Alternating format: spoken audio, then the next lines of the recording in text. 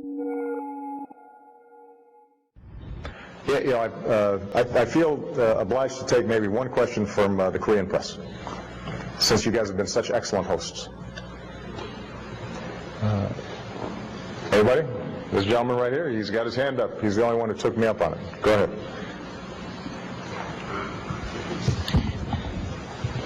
And I'll probably need a translation, though, if you're asking the question in Korean. In fact, I definitely will need a translation.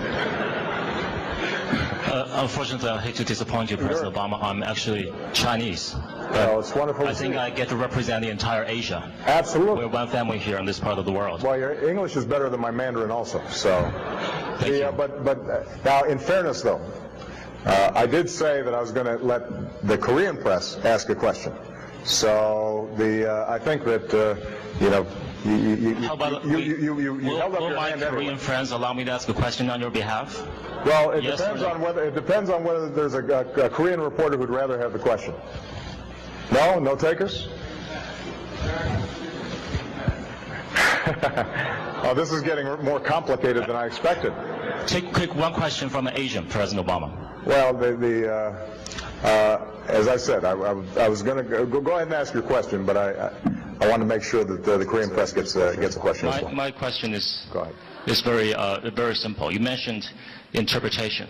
I know part of the difficulty being the American president is that some of the decisions that you take, actions you make, will be interpreted in a way that are not what you thought they would be or what you meant they would be.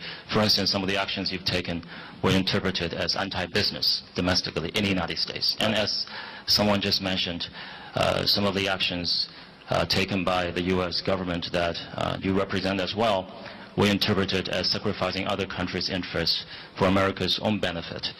Mm-hmm. So it's you find yourself constantly being interpreted in 1,000 different ways. How do you address these interpretations? With wonderful press conference like this, that give me the opportunity, hopefully, to provide my own interpretation. But look, I mean, you make a valid point. We live in a connected world. Everything I say, everything my administration does, anything one of my aides does is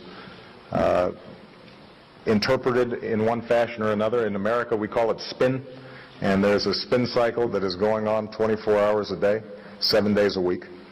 And I think that in this media environment, it is in some ways more challenging to make sure that your message and your intentions are getting out in a consistent basis. You know, I think that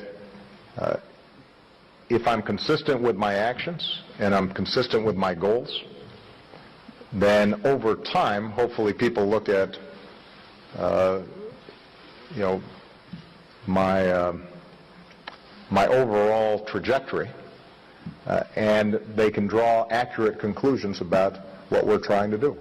With respect to business, for example, we've had in the United States some battles between myself and some in the business community around issues like financial regulation or health care. At the same time, you know, I've said repeatedly, and I said on this trip, we can't succeed unless American businesses succeed. And I'm going to do everything I can to promote their ability to grow and prosper and to sell their goods both in the United States and abroad.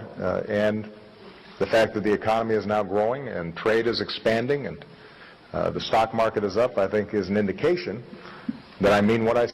Hopefully, by the end of my administration, businesses will look back and say, you know what, actually the guy was pretty good for business, even if at any given point in the road they may be frustrated.